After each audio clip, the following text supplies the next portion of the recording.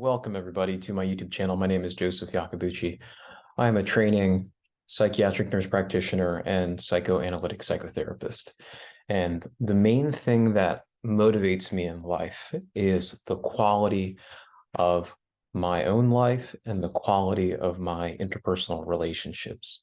What I've come to understand is that we need quality care in medicine in general, but we do need quality care in the domains of the psychosocial and psychospiritual, and even thinking more holistically about lifestyle interventions in medicine. So for me, I'm very passionate about wanting to kind of get to the root cause of psychological pain and suffering so that I can kind of offer a healing presence through my own relating process. And what I've come to discover and rediscover, there's a pattern here that the emotional life of individuals is very intriguing because patterns do in fact repeat. And what the work of healing is really about is it's kind of being very curious and open about the nature of the patterning. And I've been thinking a lot more about this in relation to symbol and the way that we are sort of patterned in the universe. And what I mean by that, it sounds very abstract, but what I really mean by that is we're going to get kind of meta here, but imagine yourself throughout your day. You wake up, you brush your teeth, you make a meal, you go to work, you get to bed. And throughout that day, there you are, affectively being moved, right? Emotion is moving you towards objects of desire through goals, through these sort of value responses in the context of human relationships. And when we think about that, we have to think that there's a kind of patterning in time and space in the relational dimension. And I've thought of this in terms of character structure. And what we have here is a kind of picture. Interestingly, we can think about this in terms of archetypal structures as well. But I think it's important to see that the archetypal structures are instinctually grounded, meaning when we talk about archetypes, we get two in our head, but what we need to do is we need to ground our representations of these ideas through embodied and relational, really spontaneous dynamics as they emerge. So for me, I'm curious about these patterns, right, as they're emerging, and whether or not they are really fulfilling and rewarding for the individuals in question who are experiencing such suffering, meaninglessness, despair even. And this comes from my own wounding and my own experience of wounds and what it means to be disconnected from myself. And I think that's the key. This sense of self, this sense of disconnection, is in fact how we heal. We have to develop a sense. Isn't that interesting? And then respect for the different ways that other people come to experience disconnection in their lives. And be curious about that. And psychiatric symptoms, as they're currently kind of classified, are just response patterns to disconnection.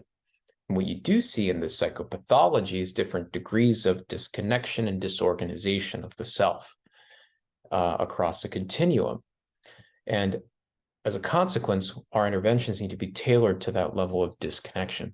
But at the root of all of this, the suffering is a lack of being able to be safe with the self, to express the self in ways that are spontaneous and meaningful and pro-social.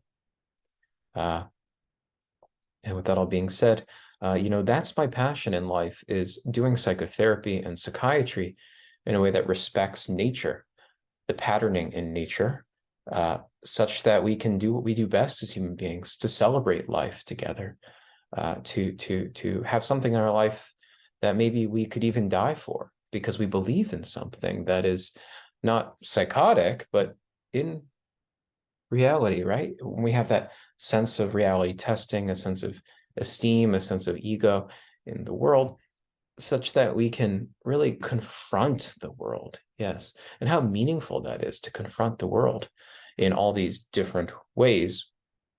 So with that all being said, just wanted to kind of express that to you guys and kind of let you know I'm doing really well.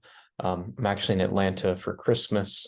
I finished my first clinical semester at my nurse practitioner program. I'm entering the second half of my second year of psychoanalytic didactic training. I have learned a lot about how to think about psychopathology and to conceptualize psychopathology. And I've officially gotten my feet wet looking at the psychopharmacological, you could say first and second line and third line interventions within traditional psychiatry. I also had the pleasure and really fortunate opportunity to get my feet wet in a setting that also was with individuals with substance use issues as well, most notably fentanyl, intravenous fentanyl use, and methamphetamine use. So as we try to understand the biological systems, the autonomic systems, the structures, the patternings to heal, we have to also confront what is underneath patterns of addiction. Patterns of addiction are very powerful over the brain systems and the body. So we have to respect in many ways this dysregulation if we're going to kind of confront that level of dysregulation. When the self is being covered up and is not accessible because of the psychic disturbance of these chemical agents, we have to understand that we're not really dealing with the ego in a way that we can build and sustain across time. I would argue the key to developing health is all about the continuity of the self-representation within the context of meaningful social relationships. Substances challenge that in a major way, especially when we're talking about the more potent substances, especially those potent opiates, those highly potent amphetamines. And what we need to do, like I said, is we need to build safe spaces where people can come, where they can be healed.